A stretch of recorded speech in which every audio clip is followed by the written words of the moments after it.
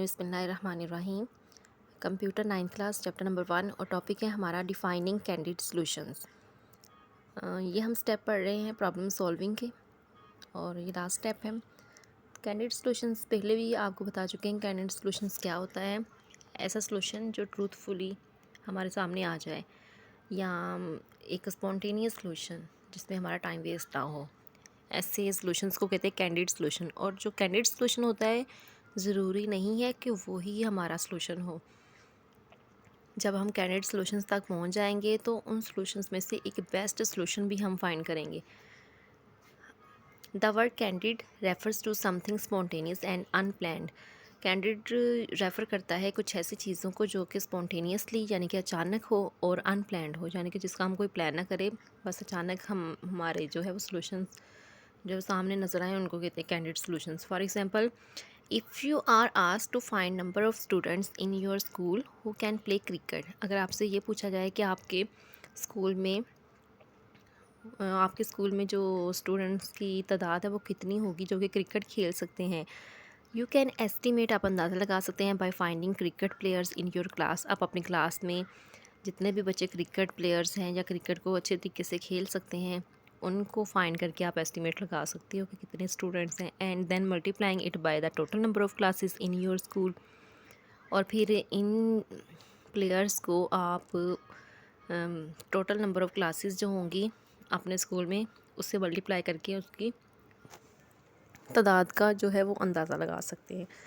Your answer in this way is the candid solution. इस तरह से जो हमारे पास आंसर आएगा वो कैंडिड सॉल्यूशन कहलाएगा, जो कि एग्जैक्ट सॉल्यूशन नहीं होगा। ये बगैर किसी टाइम वेस्ट किए हम एक सॉल्यूशन फाइंड कर लेंगे।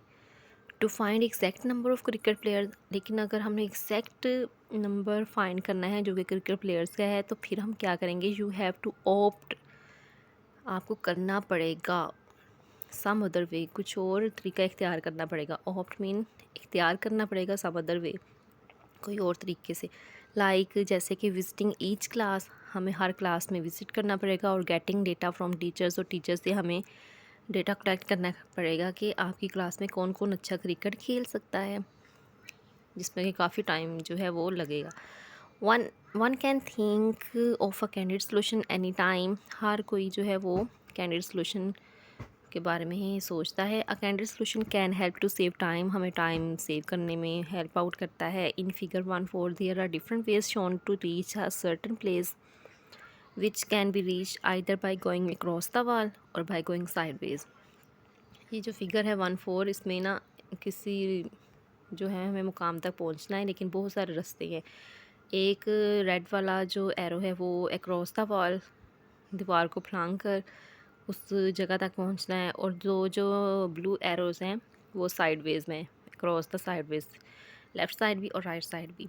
ये एक जगह तक पहुंचने के लिए 3 रास्ते दिखाए गए हैं, और इन सब का जो है वो एंड जो है वो एक प्लेस होगी, लेकिन जो रास्ता है वो डिफरेंट है। इसी तरह से हमारी जो प्रॉब्लम होगी उसका सलूशन तो एक ही होगा, बेस्ट सलूशन, लेकिन उस सलूशन तक पहुंचने के लिए हमें बहुत सारे स्टेप से गुजरना पड़ेगा, जो कि ये रेड एरो भी हो सकता है और ये ब्लू एरोस भी हो सकते हैं। And the one you think can work is the candid solution. It is not necessary that the candid solution is the actual solution of a problem. ये ज़रूरी नहीं है कि जो कैंडिड सलूशन हो वही एक्चुअल सलूशन किसी भी प्रॉब्लम का हो। वही बात, कैंडिड सलूशन जो होता है, सलूशंस तो होता है, लेकिन हमें ये नहीं समझना चाहिए कि कैंडिड सलूशन ही एक्चुअल सलूशन है। ठीक है, जो कैंडिड सलूशन होता है उसको फाइंड करने के बाद हम इनमें से एक बेस्ट सलूशन को फाइंड आउट करते हैं।